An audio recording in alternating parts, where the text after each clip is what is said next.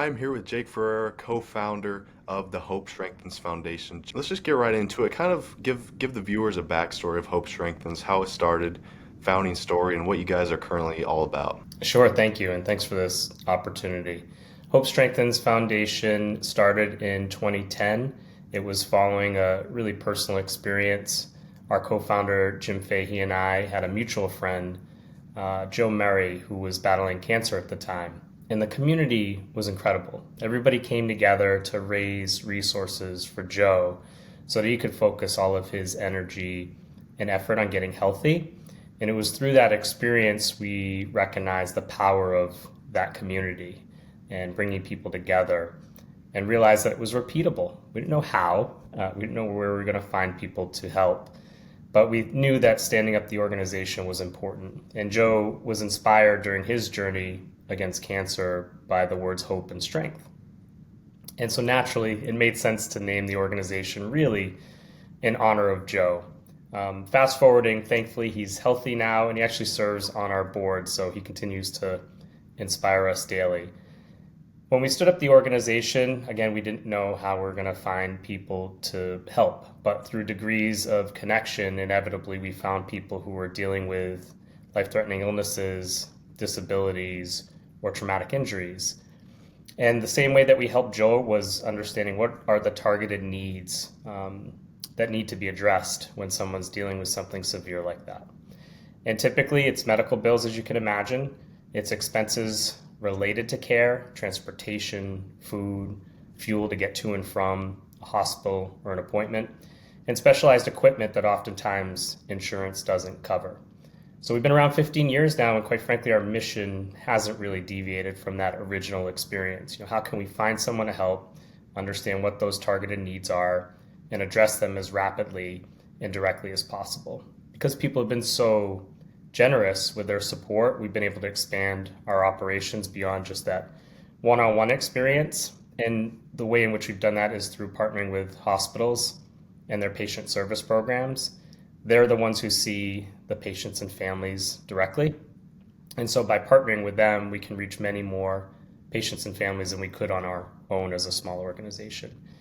And then we've expanded into scholarship programs with 2 universities here in the Northeast to help aspiring healthcare professionals, nurses, social workers, those who are ultimately going to treat and support the same patients and families that we aspire to help. So this holistic sort of approach to community and giving and support is something that we hold near and dear to our hearts, and it's something that we are privileged to do every day. I think it's really cool that Joe's also helping you guys now and serving on the board because it all started with him. Exactly. No, Joe's incredible. And yeah, you can't forget your roots, so to speak, in the organization. And there's not a day that goes by we don't think about how we started and why we continue to do this work. There's a lot of ways to raise money and fundraise, but one of the big ways you guys do that is through golf. Kind of explain to me why you chose golf and how are you using the game to fundraise today? Sure. It starts with a passion for the game. I wish my skill and ability matched that passion. But like most people, there's just such a lure to the game and a love for it. And I think all of us have been involved in one way, shape, or form with probably a golf outing that was raising resources for a local philanthropic cause. So it was soon after that we stood up that we wanted to do the same. And that community of support came through in a big way once we established our annual charity golf outing. So we've been doing it for this next cycle will be our 14th year. And it's been an incredible year-over-year adventure and really connecting this powerful community of donors and supporters and volunteers and sponsors to come through and have that outing be a success. And it's a major driver for our annual fundraising goals. We thought about ways in which we could expand that effort. And Member for a Day has been amazing, connecting with Eric early on and seeing what he was doing amidst the pandemic and thinking about could we find donors who would give rounds of golf through this amazing online platform. And so we started down that road as well and been privileged to do a number of auctions in partnership with you guys. This past year was pretty neat. We tried a new event, really based upon the Ryder Cup or President's Cup type of style, and teamed up folks, 2-person teams who went and battled it out for a great cause this past fall to raise some funds as well. But really, we learned through the experience that the passion for the game, even in that format, is really special. My wife tells the story. She was there taking photos, and she attends the regular event we have every spring, the big fundraiser.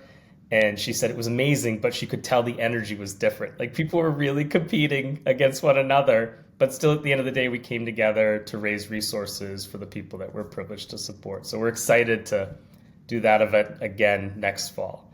And we often hear from people, how can they support the work that we do? And inevitably, there's a nexus that connects through the game of golf. And again, Member for a Day has been a great way for us to connect donors who are connected with these amazing clubs and then can support us through an annual auction. Like usually charity events are just like a scramble and everybody just Right. kind of doesn't know everybody's score, but actually competing head to head is, I would love to play in something like that. So I know you kind of already mentioned working with Member for a Day. How's your experience been? What drew you into working with us? Yeah, thank you. It's again that early on experience, really seeing as an outsider looking in at what Eric and the team were doing early on amidst the pandemic and helping healthcare workers and figuring out a way to drive and connect the game of golf to a really important cause. And then watching it grow over time. We had a couple of friends who had gone through the auction experience for Member for a Day, and they just said it was outstanding. And so we were drawn in interest to see if we could do it and connect those pieces. And over time to watch the platform grow. And I think I'd share with you when we had a preliminary discussion and prep for this year's auction, how cool it is to see your team grow. That's healthy, right? That means what you're doing matters. You're reaching more organizations, you're connecting more donors, and ultimately you're raising more resources for charities like ours who can then drive those funds out the door and help as many people as possible. So it's been an incredible ride. We're excited for this year's auction and just grateful to have the platform as a partnership to do good. Well, we're grateful to anybody who would be willing to donate and support one of the rounds that we have up for auction. But even if you can't, or you're not interested in a round of golf, if you happen to see this and you know someone who's dealing with a life-threatening illness, disability, or injury in your community, please reach out to us. That's what we do on a daily basis, and we'd be honored to connect with you and figure out ways to help that person in need. Yeah, the Hope Strengthens auction is now live. Link in bio. There's some fantastic courses you can play. Go check it out, and it all goes to a great cause.